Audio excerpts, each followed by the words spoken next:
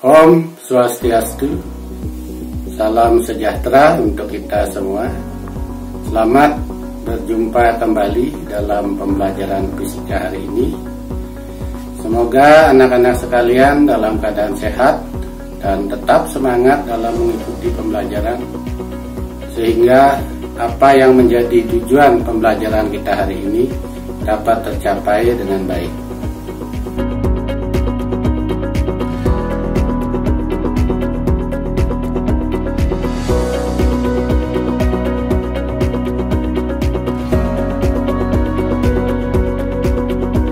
Hari ini kita akan membahas tentang fluida dinamis, khususnya persamaan kontinuitas. Nah, bagaimanakah persamaan kontinuitas itu? Mari kita simak uraian berikut ini dengan seksama.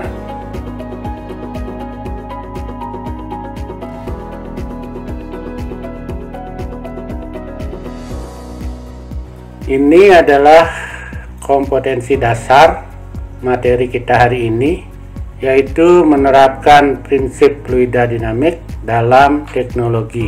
Kemudian berikutnya indikator pencapaian kompetensi, yaitu menemukan persamaan kontinuitas melalui berbagai sumber. Kemudian yang ketiga, tujuan pembelajaran. Nah, tujuan pembelajaran kita hari ini adalah yang pertama, peserta didik memahami persamaan kontinuitas. Kemudian tujuan yang kedua, peserta didik dapat menerapkan persamaan kontinuitas untuk memecahkan masalah fisika dalam kehidupan sehari-hari. Sebelum kita menyimak lebih jauh tentang persamaan kontinuitas, marilah kita cermati dulu apa yang dimaksud dengan debit. Debit adalah banyaknya volume fluida yang mengalir melalui suatu penampang dalam waktu tertentu. Nah, sebagai ilustrasi kita contohkan sebuah gambar di sini. Sebuah pipa yang luas penampangnya A, panjangnya L, dan kecepatan fluida di dalamnya V. Nah, debit itu sama dengan volume dibagi waktu, atau Q sama dengan A dikali dengan L dibagi T. Nah, di sini L per T, jadi jarak per waktu itu adalah kecepatan. Sehingga Q sama dengan A kali V, di mana Q itu adalah debit dalam satuan meter kubik per sekon, A luas penampang, sedangkan V adalah kecepatan. Nah, berikutnya mari kita sekarang cermati persamaan kontinuitas. Di sini kita ambil sebagai ilustrasi sebuah pipa dengan penampang yang berbeda. Dalam selang waktu delta T, partikel dalam fluida bergerak sejauh delta L1 sama dengan P1 kali delta T, sehingga massa fluida delta M yang melalui penampang A1 dalam waktu delta T adalah delta M1 sama dengan rho dikali dengan volume V sama dengan rho kali A1 dikali delta L1 sama dengan rho dikali A1 dikali V1 dikali delta T.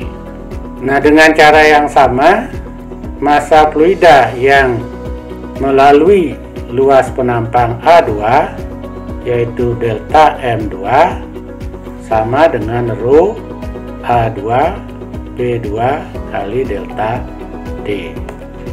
Nah, di sini karena kita menganggap fluida itu adalah fluida ideal, maka massa yang melalui penampang A1 itu sama dengan massa fluida yang melalui penampang A2, sehingga akan diperoleh delta M1 sama dengan delta M2. Selanjutnya rho kali A1 P1 delta D sama dengan rho A2 kali P2 delta D. Nah, dari persamaan ini akan kita dapatkan A1 kali P1 sama dengan A2 kali P2. Nah, inilah yang kemudian dikenal dengan nama persamaan kontinuitas. Dengan A1 itu adalah luas penampang 1, A2 luas penampang 2, kemudian P1 kecepatan aliran fluida pada penampang 1, dan P2 itulah kecepatan aliran fluida pada penampang 2. Nah, sekarang mari kita lihat penerapannya dalam contoh soal. Air mengalir melalui penampang pipa berbeda ukuran. Jika luas penampang masing-masing 6 cm persegi dan 2 cm persegi, laju aliran air pada penampang besar 10 meter per sekon. Berapakah laju air pada penampang kecil? Nah, pembahasannya silakan dicermati. Diketahui A1 6 cm persegi, kemudian A2 2 cm persegi, P1 10 meter per sekon. Di sini yang ditanya adalah laju fluida pada penampang 2, yaitu P2. Nah, alternatif pemecahan di sini kita menggunakan persamaan kontinuitas. A1 kali P1 sama dengan A2 kali P2, dan seterusnya, sehingga kita dapatkan laju fluida di penampang 2 P2 itu 30 meter per sekon. Berikutnya silahkan dicermati. Inilah sebagai kesimpulan akhir dari pembelajaran kita hari ini.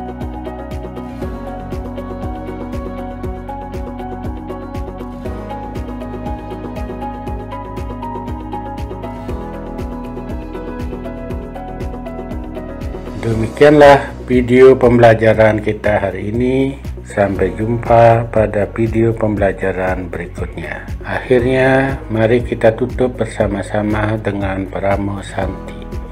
Om Santi, Santi, Santi, Om.